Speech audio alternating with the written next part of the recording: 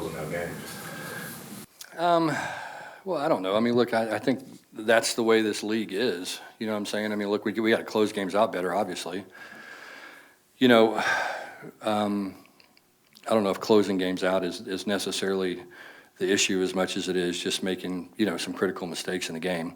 Obviously, the game gets closed out better if you make a 32-yard field goal and, give up a punt return for a touchdown and things like that. It makes it easier to close it out. The problem tonight was we didn't get off the field. We had a chance to stop them. They got down to fourth down, and they made a gutsy call and executed the play and ran the clock out for all intents and purposes. Obviously we were moving the ball, we had a long run. We're about to have first and goal or first and 10 at the 15-yard line, with an opportunity to go up and we turn the ball over. And so I think when you look at us right now, we turned the ball over 3 times in the game. We had a hard time getting started offensively in the first half. I thought we did a really good job in the second half. I didn't think we played well up front on the offensive line in the first half. I thought we played well in the second half. I thought we ran the ball better. I thought we made some good adjustments. We didn't have a lot of possessions.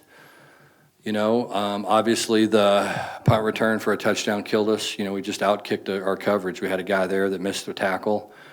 And then after that, they did a good job of blocking some people, and we punted the ball too far with too little hang time. And so that's, when you give up 3 turnovers, when you miss a short field goal, and when you give up a punt return, you're just not going to win too many football games. And so, I think in some ways it would be easy for me to say we don't close games out very well, which you have to close them out well to win them, and we've done that 6 times this year.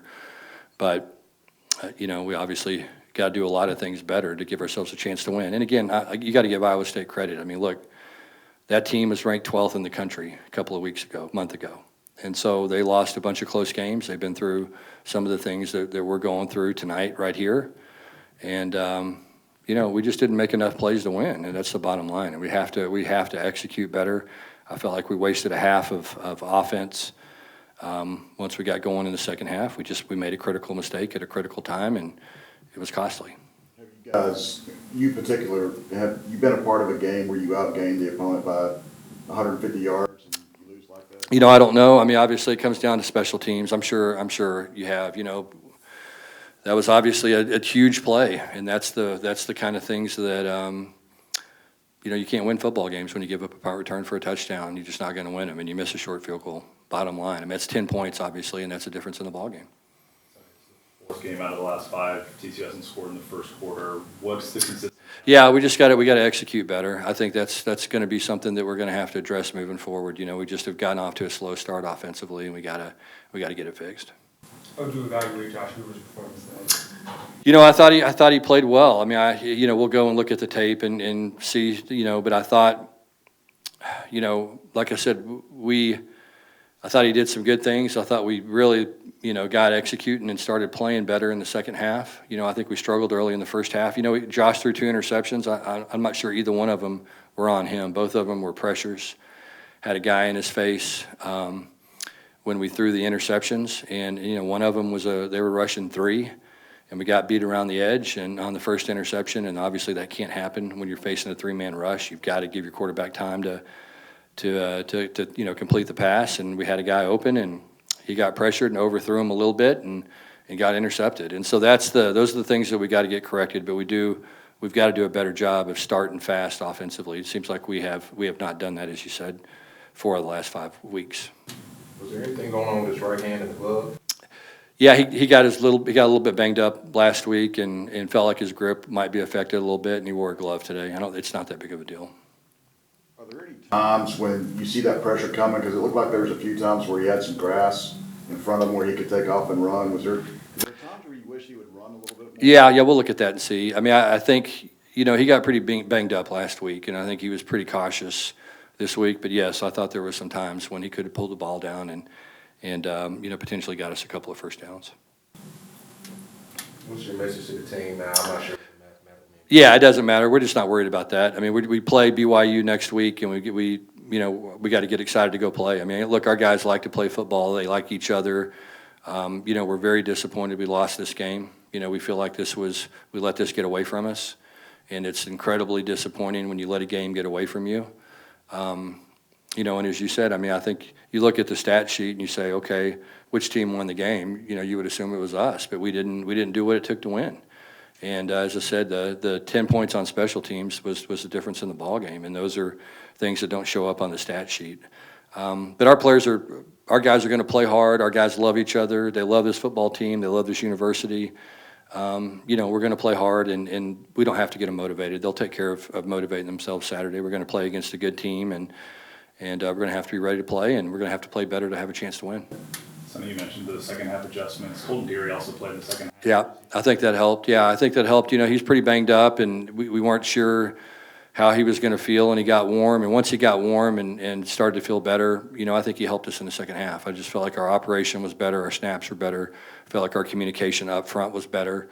And so I think that made a big difference getting him in the game the second half. The defense has struggled against the pass this year, but you guys did a pretty good job holding Rocco to non-completions, I think 111 yards. Can you just... Yeah. I mean, we gave up 2 drives. I mean, we really did the entire game. It was just one of those games that was very, very frustrating. I thought we pressured him at times. I don't think we ever let him get comfortable. I think we made some good plays on the football. Obviously, the 2 interceptions were key.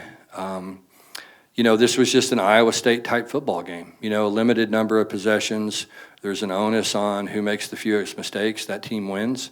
And they were the team that made the fewest mistakes today. And that's what they do. That's how they win football games. That's their method. And we fell right into their hands. We didn't, as I said, we didn't make plays when we had opportunities to do them in the kicking game. And at the end of the day, that's what cost us.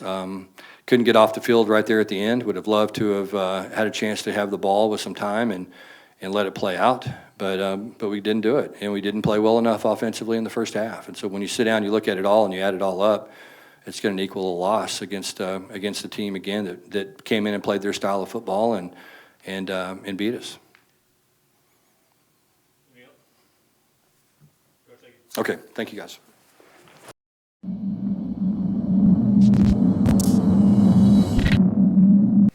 Questions for offensive lineman Coltin Deery and defensive lineman Oyewale. Coltin, starting with you, you missed the first half for a game time decision, got out there in the second half. Just talk about how you're feeling right now. Yeah, I mean, definitely still got some meds in me right now, so I don't feel it as much, but definitely it felt good to be back out there, being able to get out there in the second half and trying to help the team as much as I can, in that leadership role and playing center and just trying to, get the guys motivated, get them going, and, we got things rolling there in the second half, so proud of the way our guys came out in the second half, and we rallied a little bit, we came up short, but. Paul, how frustrating is this loss for you?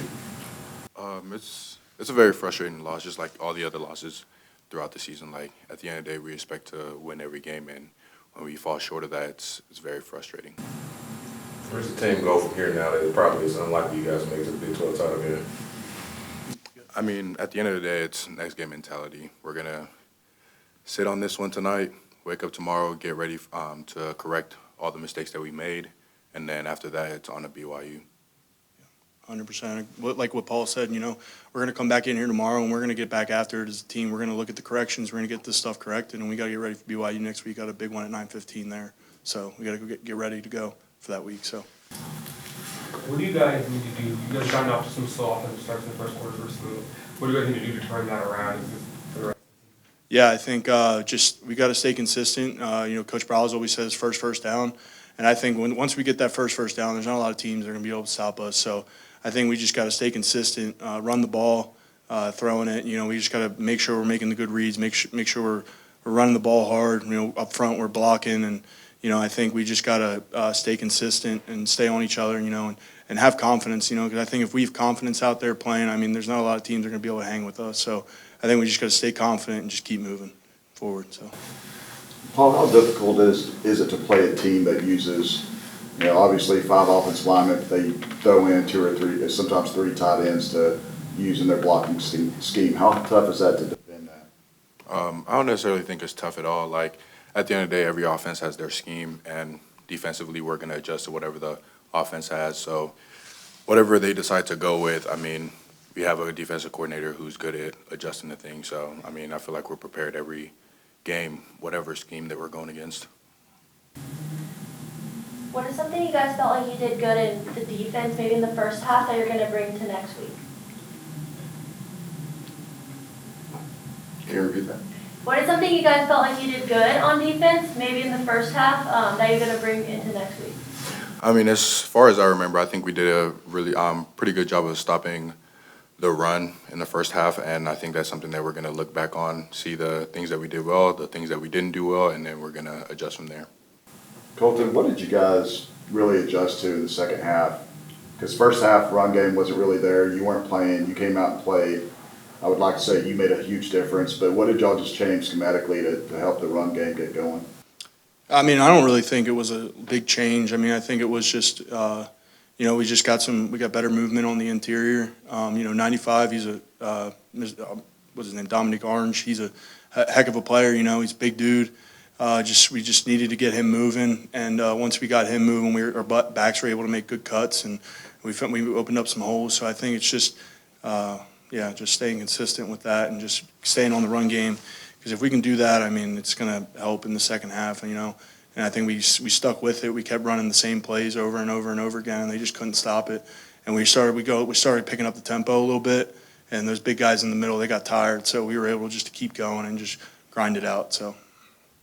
Coltin, you're a senior leader. This is a emotional loss. I mean, 11-point lead and then let it slip away. So how do you guys, you as a senior leader, tell the rest of the team into not letting one game slip into 2, then 2 slips into 3, and just becomes a losing streak? How do you prevent that? Yeah, I think our coach, strength coach, Coach Kazadi, he always talks about next play mentality. And I like to think with this game, you know, with this loss, I just want to stay on top of the guys and make sure that they know we still got 3 games left and we still got to go out there and ball out. We got to go play hard. We got to practice hard this week, Tuesday, Wednesday, Thursday, Friday.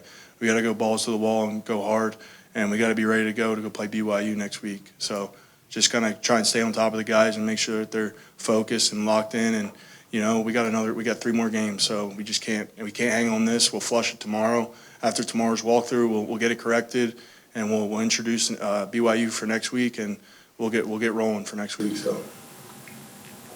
Last question for me, but when you came out in the second half, was it something that you saw in the first half and said, man, I've got to get in there and help my team, or were you asked, can you come and play? How you feel? How did that go down? Yeah, so I typically just Coach Ricker, he came up to me, and my wheel wasn't feeling too good, and I just, you know, was just sitting there just trying to get it warm, getting it warm.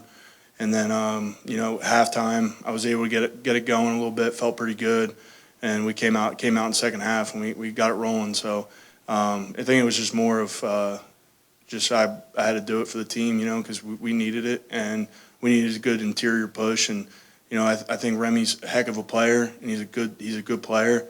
But it was his first time playing center in a game, so other than last week in West Virginia. So was just excited to get back in there and play with the guys, and you know, take it over and get to work. So It's been a little bit of a trend this year with losing leads late in games. Arizona State tonight, Baylor made a late comeback there as well. Just what needs to change maybe in the last 10 minutes of a game to be able to close things out a little bit cleaner?